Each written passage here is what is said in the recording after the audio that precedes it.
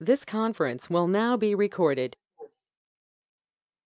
Good afternoon, and welcome to AI Answers, weekly updates and answers from the world's leading valuation authority.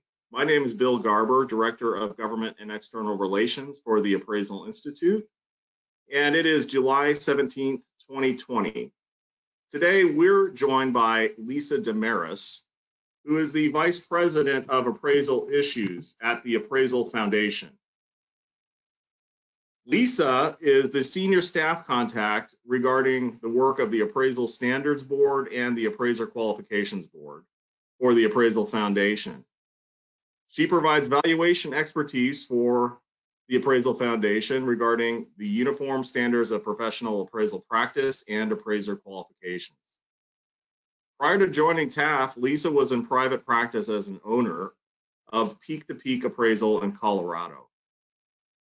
Welcome, Lisa, to AI Answers, and congratulations on your new job. Tell us a little bit about your transition and what you've been working on since coming on to the Appraisal Foundation. Well, it's been a lot of work. I've had a lot of projects to take over for John Brennan. As you know, those are very big shoes to fill. So I've been working overtime to try and catch up on all the issues so I can be up to date for you. I joined the foundation officially as a staff member on April 1st of this year. And prior to that, I had acted in many different capacities with them on several of their boards for the 7 years prior to that. So today I was thinking I was just going to give you a quick update on what the Appraisal Standards Board is up to. And by doing that, I'm going to run through a quick history of USPAP before I introduce the second exposure draft briefly. I'm also going to run through some stats and data regarding how many appraisers there are currently in the field and how that's changing over time. And then finally, I'm going to finish off with just updating you on what the Appraisal Qualifications Board is doing. We've got some good projects going there. So if Bill, you want to move to the first slide there, this is just my introductory slide for USPAP. Again, I'm just going to give you a real quick history about the publication cycle, how it's changed over time, and then some of the current proposed changes. I thought this was kind of a good time to run through this because, as I mentioned, the Appraisal Standards Board has their second exposure draft out right now for comment on the next cycle of USPAP. And sometimes it's not always clear to people why we continually are making changes. So I wanted to just real briefly run through the history of that so you kind of understand where that comes from. If you want to go to my, oh, you got it up there, thanks, Bill. So the USPAP history. USPAP was actually first written in 1987, and it was just a loose leaf binder type of document. It was written before the Appraisal Foundation received congressional authority that this document would actually be the one that would be used and taken into law. So in 1989 is when the first USPAP came out that was adopted into law. And actually the requirement to even take a 7-hour USPAP update class didn't occur until the year 2003. And that requirement occurred during a time when the USPAP cycle was actually every single year. USPAP didn't go to a 2-year cycle until the year 2008. On my next slide there, this is a quick history of the actual publication cycle that USPAP has gone through. So again, you can note there in 1987 through 1991, it was literally just a loose leaf binder. Between 1992 and 2004 is when we began the annual bound editions. And then we slowly transitioned using an 18th-month cycle for about 3 years there. And then in 2008, we went to what we all know now is the 2-year publication cycle. So really of the, how many editions have there been? 24. Of the 24 editions of USPAP, only the last 7 have been on the 2-year cycle. You can grab to the next, there you go. Over time, USPAP has changed in several different ways. You've noticed changes in format, terminologies, moving requirements from one section to the other, and changes to requirements. If you want to go to the next slide real quick, Bill. So here we've got, I'm just kind of briefly outlining some of the major terminology changes that have been made in USPAP, and those happened at the more around the beginning of when USPAP was written. When I joined the Appraisal Foundation here, and also just as kind of a habit and a fun thing that I like to do, I've been studying all sets of different standards from around the world, not just for valuation related professions, but also for anything that issues rules, standards, regulations, to kind of understand the overall philosophy of how these things can be expected to change over time. And one of the most interesting things I've come to understand is I was studying the rules of golf the other day. If anyone has ever had yes, you like golf? Yeah, I'm an avid golfer. They're absolutely fascinating. I mean, the first rules of golf were written in 1744, and at that time it started off with just 13 articles.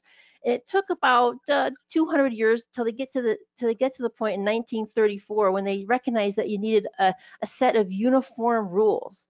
They actually spent 20 years in that process, editing and changing. And I think this is a really good analogy because USPAP spent about 16 years in that kind of part of how you develop standards and how you change them and how you modernize them over time. So we spent the first 16 years kind of creating that uniform set, and that's where these terminology changes came in, all during the beginning years of when USPAP was written. Now, back to the rules of golf, in 1952, this is when they started to pursue uniformity. And I feel like we have moved into that phase. And the rules of golf have been in that particular phase for 30 years. And that phase for them involves just literally altering words and phrases, receiving feedback from golfers and from clubs. I feel we're still doing the same thing. We're kind of down to, does this phrase work? Does this word work? We're receiving a lot of feedback on a daily basis. And golf, the rules of golf had figured out since 1984 that they now even have to move to a third phase, which is responding to rapid developments. I think we're kind of touching on that, just watching the way the market is changing, the way technology is changing. So to expect USPAP to not change in a 2-year cycle, I'm not seeing that as possible, just because when I look at the rules of golf and they receive approximately, 1,300 inquiries a year about the rules, I receive emails daily from people asking questions about USPAP. And sometimes they want to understand a specific aspect of it, and I can answer that for them. Other times they bring up really good points that I need to take to the board for them to consider in their changes. So because we're continually getting feedback that things probably still need to be looked at, you're going to probably see the 2-year cycle continue, at least for the near future, because I don't see that ending anytime soon. On the next page here, this is, again, just like on the page prior to this, I'm just kind of outlining how we transitioned from the broader understanding of what our uniform rules should be to the real precision level. So these types of changes are getting much and more precise as we go along. If you want to go to the next slide. This is just to let you know that, as I mentioned before, the Appraisal Standards Board has their second exposure draft out there for comment right now. And we really, really encourage you to take the time to look at those and make any comments that you feel are necessary would be helpful to us.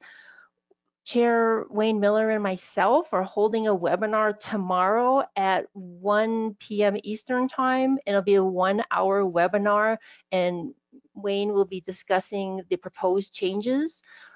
So please, click in and tune into that if you can. You can sign up by going to the Foundation website and watch that tomorrow. If you want to go to the next slide, thanks, Bill.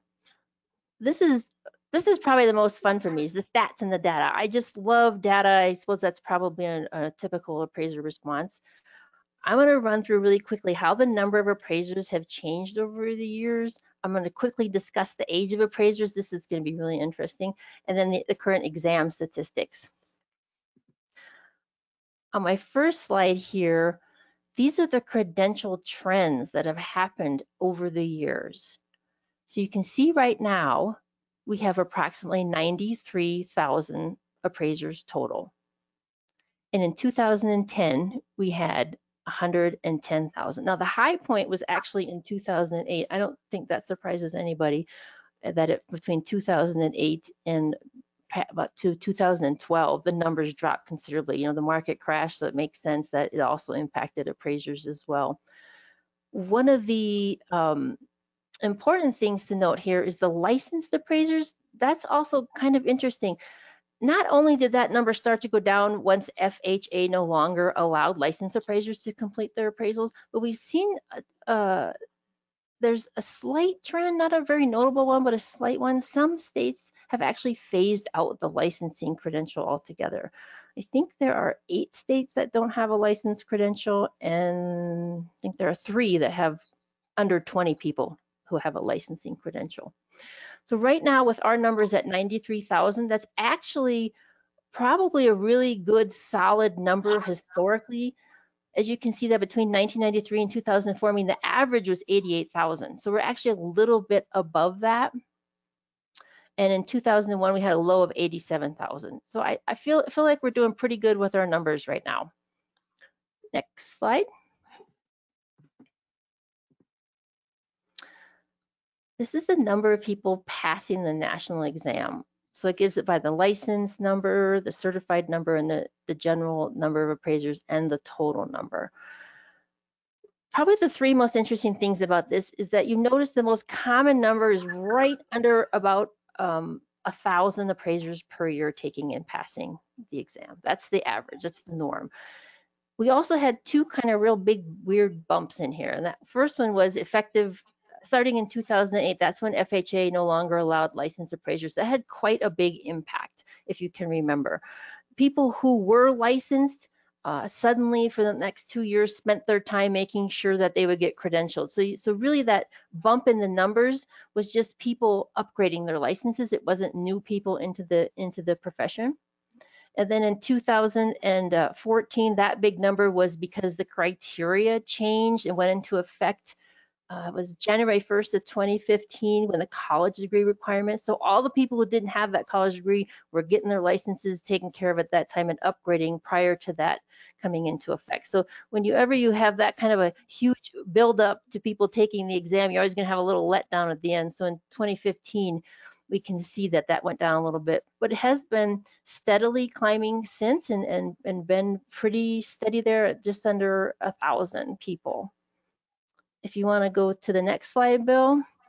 This is the year to date, the number of people that have been taking the exam. This is always very fascinating, and for obvious reasons, nobody, well, 2 people managed to take the exam in April. I'm surprised even 2 people were able to take it with all the exam centers closed. So our numbers are actually really good given that the exam centers were closed for much of April. We've noticed that a good majority of them are open now, but not all of them. So that's probably still keeping these numbers a little on the low side. The next slide. This is also kind of a surprise to me that the first time test takers, look at the most prominent age group is in the 26 to 35-year-old age group. And that has continually trended the same. And we're continuing to go up, which is a real positive indicator for me that we're filling in the backlog and we've got young people coming in. So this to me is a really good chart of indicating how healthy our profession is. I want to go to the next one. All right, this one I was so excited about. So I know that everybody has always heard people saying we're having a graying of the profession. Well, that was very interesting to me. So I went on a hunt and I started trying to find all the articles I could where people referenced how old appraisers were. And I was trying to find where do they get that data from? Where were they concluding that? The majority of cases I found were either quoting someone else who had quoted it, or if they did have a source for that, it was typically their own internal surveys of perhaps 200 to 500 people who responded. So this data here, I went to the US Bureau of Labor Statistics. It wasn't until the year 2011 that the appraisers were actually set out into a different category. So prior to 2011, you really couldn't track this data because they were lumped in with a whole bunch of other people. But as you can see, in 2011 to now, I mean, the median age of appraisers has been extremely stable. And if you look at similar industries, building inspector, accountant, and real estate agent, they have a very similar age. So I'm not seeing the trend of the graying of the profession. What this indicates to me is that we're quite stable with filling people in, the newer, younger people, as we saw on the prior slide. And we're probably, my guess is people are working past the age of 67 in this business, because I know a lot of people who do that because it's just fun. It's a good job. Next slide. Appraiser Qualifications Board, and what are they up to? So PREA, I'll talk about that really quickly. That's the practical applications of real estate appraisal. And what that is an alternate path to obtaining your experience. I will also talk quickly how COVID-19 kind of impacted what the Appraisal Qualifications Board. And then probably the hottest topic right now, which I'm saving for last, is virtual continuing education. So PREA, this PREA has been in discussion for a couple of years, but it took a little while to really get all the content down on paper and to work out everything to the point where we could issue a first exposure draft. So that came out just last year. After we issued it, the foundation hired a consulting company to do a feasibility study on the proposed program that we had in place. We were trying to understand what the actual cost would be, because we were hearing numbers all over the place. We really needed to get a good understanding of how much it would cost. When it came back, the platform itself wasn't that expensive. It was developing all that content that we had recommended was extremely expensive, just absolutely unaffordable. So we had to regroup and figure out, well, how can we still make this work? Because this is a very high priority for the qualifications board. And so what we had a group of subject matter experts come to Houston in March and go through the document line by line and make suggestions of how we can make this feasible. We just finished a review of all those comments just within the past week, and yesterday we discussed that we feel like we are now ready to draft and finish the second exposure draft, probably by the end of, it's June now, so the end of July. That's our goal right now, and I think it's pretty feasible.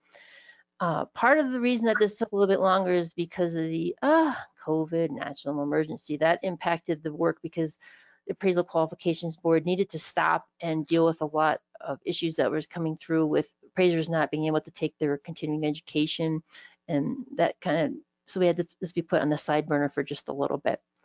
If you want to go to the next slide real quick, this is, again, the national emergency. When COVID came about, we were hearing that people were not being able to take their continuing education classes. This is a major concern because we need people to be able to continue to meet their obligations as appraisers and to take their classes. So the national emergency was actually announced on March 15th of 2020, and the Appraisal Qualifications Board came out with a letter on March 18th, so just 3 days later, recommending to the appraisal subcommittee that the courses that had originally been approved for in-classroom learning could now be given on a virtual platform. They recommended that to the ASC. The ASC then recommended allowing this to happen, and then the states were able to decide if they wanted it to happen. This is an important thing to kind of understand about the process, because we have been receiving a lot of great letters, great feedback from people telling us about their experience with the virtual, and they've been asking us, could you please change this so that all the classes can be virtual? And what we've got to make clear is that the AQB, we create the criteria, which takes time. We can't just change it all of a sudden. So the way that this process worked was we made the recommendation to the appraisal subcommittee. They agreed to allow the states to do this, and then the states were able to decide if they wanted to do it. So it's really up to each individual state if they wanted to offer these virtual, if they wanted to allow the classroom courses to be offered virtually or not.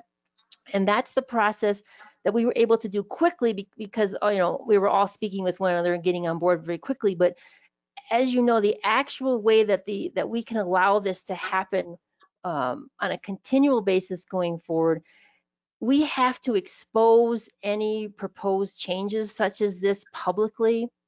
and then they have to be adopted, and then the states have to decide if they want to adopt them as well. So if you want to go to the next slide really quickly.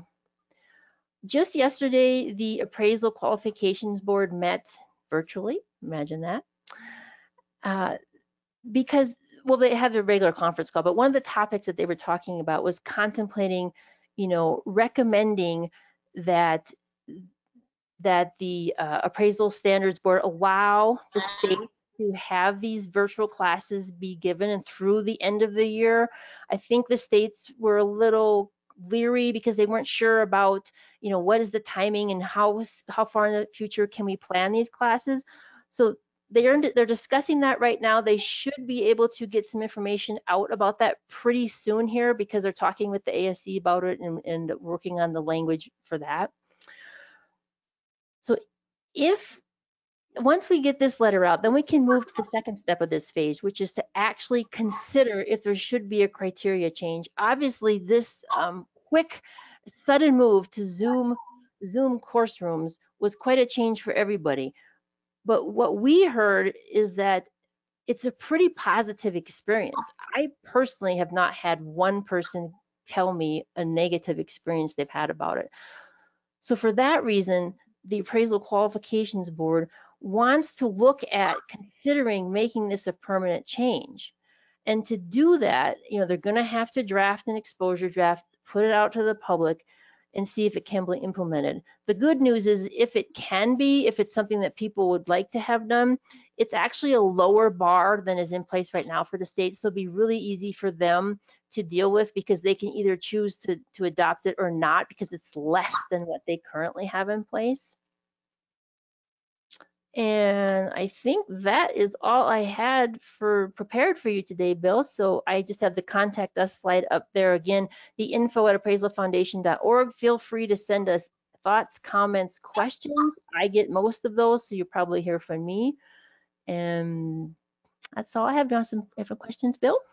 Yeah, thanks, Lisa. No, that's great. It's a really good update. Obviously, you've been busy since coming on, and there's a wealth of knowledge that you're bringing to the table, and there's any number of issues too that we're all grappling with. And just to unpack a couple of the discussion points that you raised, the USPAP update itself.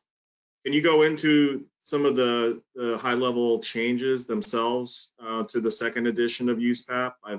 I've read it, and there's several high-level points relating to the issue of report formats, disclosure to clients, some of the definitions and the like.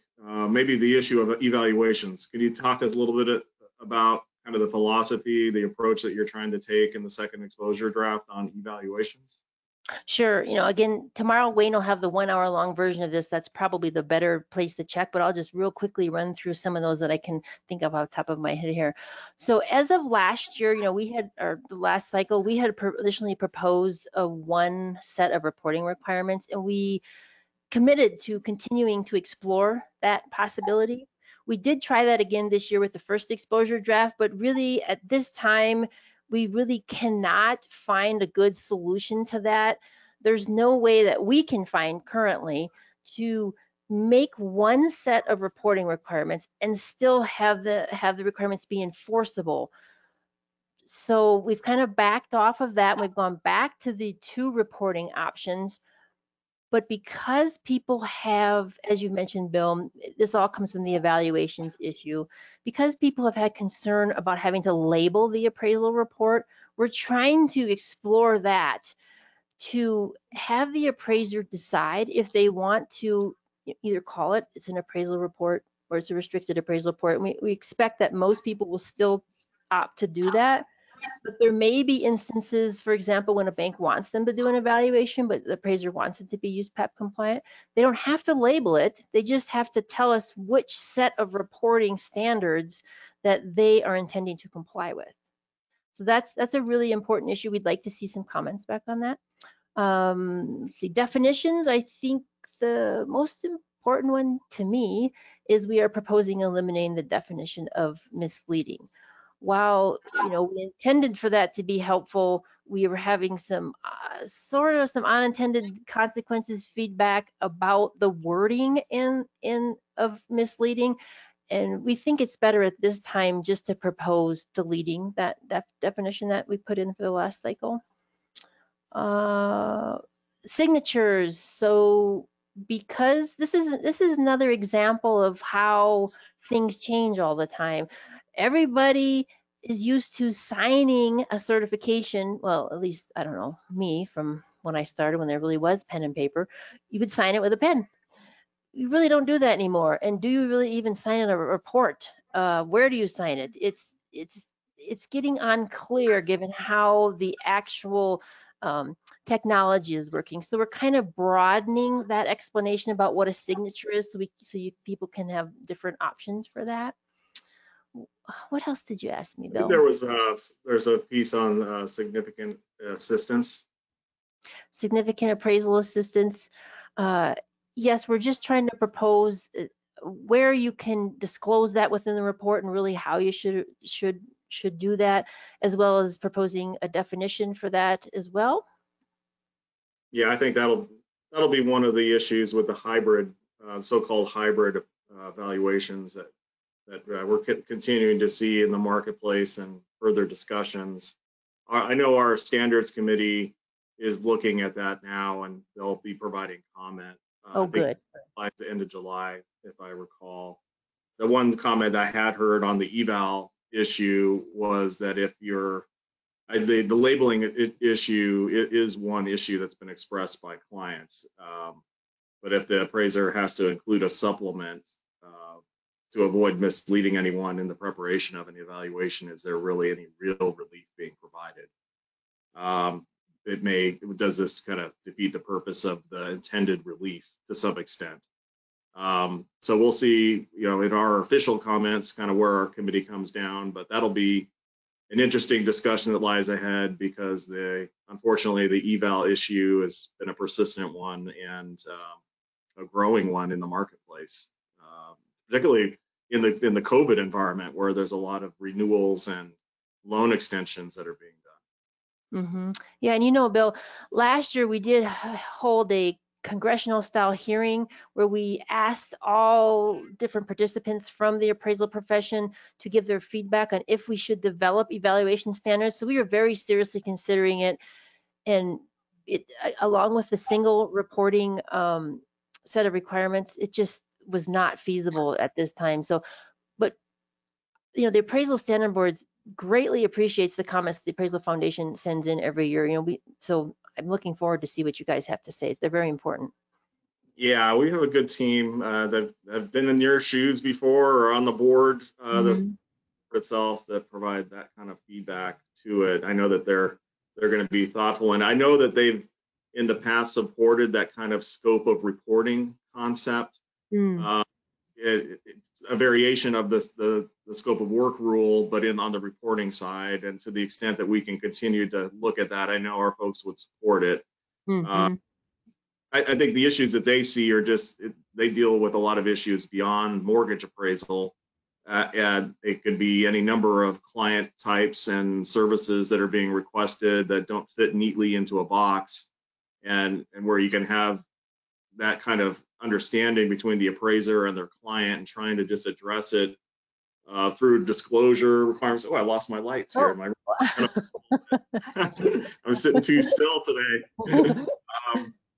So that's kind of where the comment comes from, is just the trying to deal with.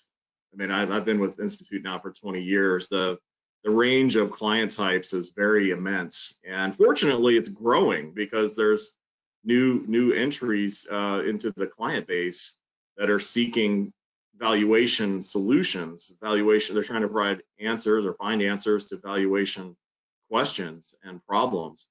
So the client base is expanding into some very interesting areas, but that's where trying to maintain that balance between flexibility for the practitioner and the ability to have oversight by the states becomes that those two don't necessarily work together at all times.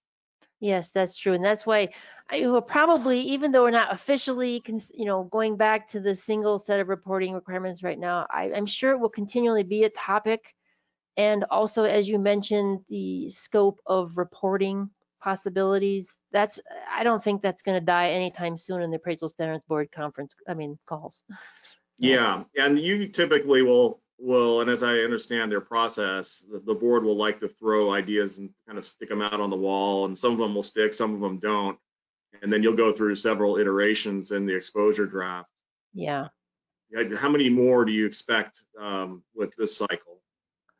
Well, I would probably expect a third exposure draft just because of some of the comments we've received already, just to tweak things some more. So I do expect a third one. Right now, I don't see a fourth, but anything can happen. You know how these things go. Somebody sends in one letter and says one thing, everyone goes, "Oh, yes," and then we do have to change something. So Sure.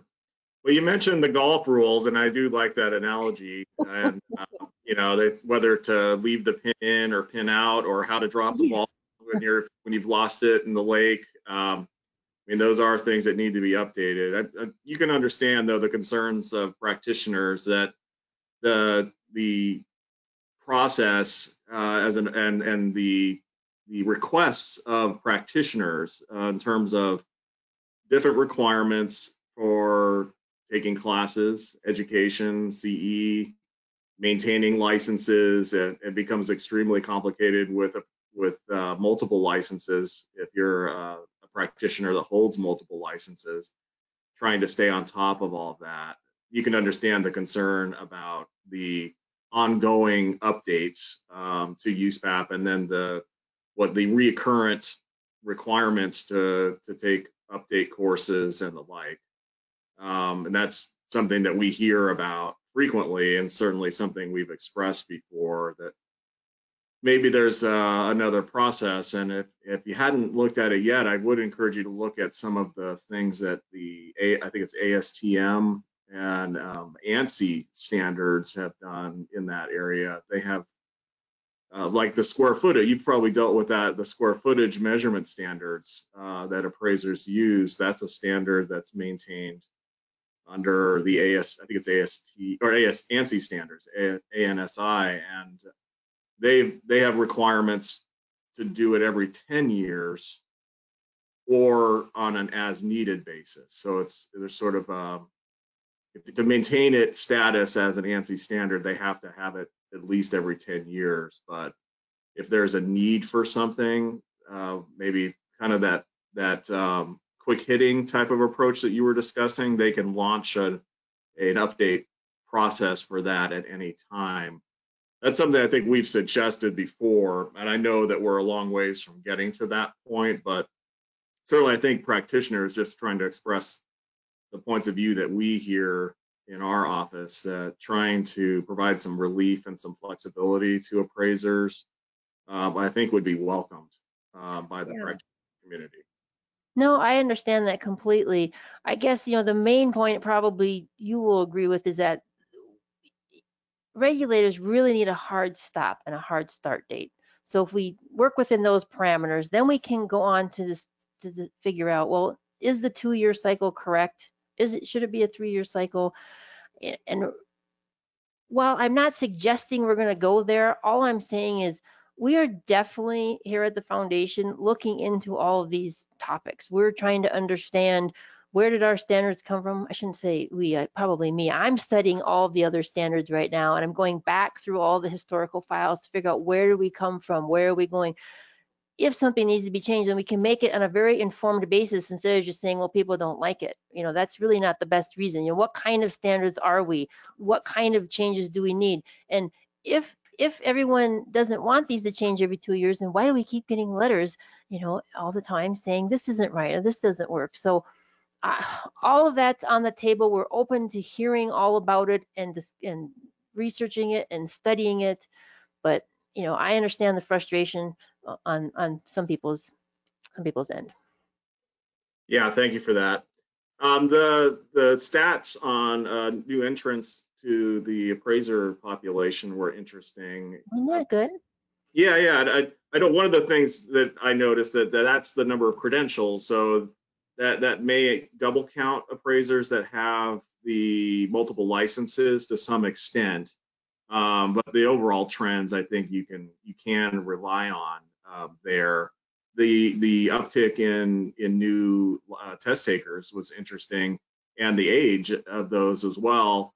Do we have any, and I have never looked at this, but I'm curious if we have any sense of what the replacement rate is for the appraisal community. If we're losing plus or minus 950 appraisers every year, and we're gaining that amount too, there's kind of a zero replacement rate. I haven't asked that question before to know kind of what our overall replacement rate might be for the appraisal profession. Have you looked at that issue at all in the past? I'm trying to, I can't quite get a grasp on how to understand that answer. And part of that is because the trainees are not registered. The ASC doesn't have the ability to track them right now, but I know they're trying to get legislation passed to have that happen. That would really solve a lot of the problem for me, because I have a feeling there are a lot of people out there who have the trainee credential, but they don't ever move up. Because I was trying to find all of the list of trainees that some of the states have on their website. And you kind of wonder, so why does this state have like 200 of them, but they're not moving up? Yeah. Okay, sure. And that's been a shadow figure for a long time. Yeah. Back in the heyday, there was, reportedly tens of thousands of trainees that were never accounted for, and then they virtually disappeared when we had the housing crash in 2008. But they obviously those ranks are being replenished to some extent today. It is an important figure to try to get our arms around. Yeah, I would like to know too, but I haven't figured out how to solve that just yet. Yeah, well, we'll give you a couple of months to figure it out. I don't have anything else to do.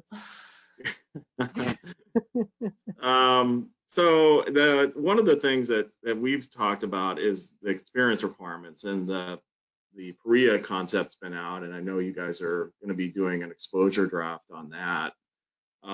It's not the official stance of the Institute to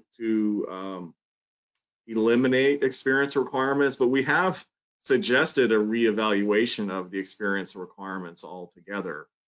And I've noticed it just in work recently. We've been part of the Appraiser Diversity Pipeline Initiative with Fannie Mae and the National Urban League, and we've been trying to promote appraisal to minority communities as a profession and an endeavor. And we've had a number of people express interest. They've attended workshops, and we have quite a few that are in the education pipeline, scholarships and the like, but they've definitely reported, as we've known for a long time, that the experience requirement is the biggest hurdle. I just continue to wonder whether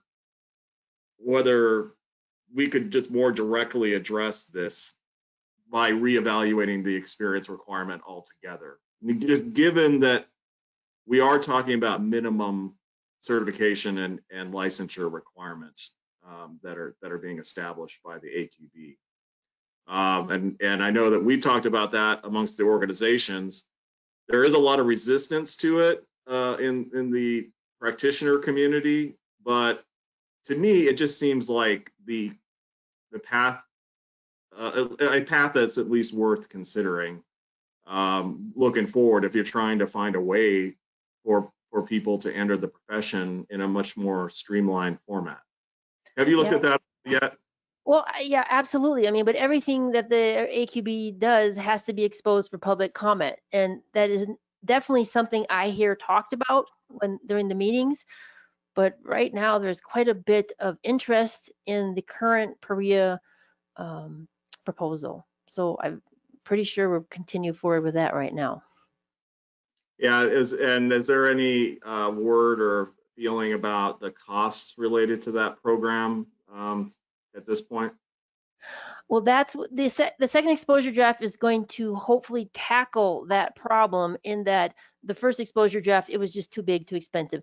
This is a completely pared down version that is just geared strictly towards literally experience. We found that in the first exposure draft, there was way too much education related content, and that's what was making it so huge and unmanageable, basically, or not untenable, I guess is the correct word for that.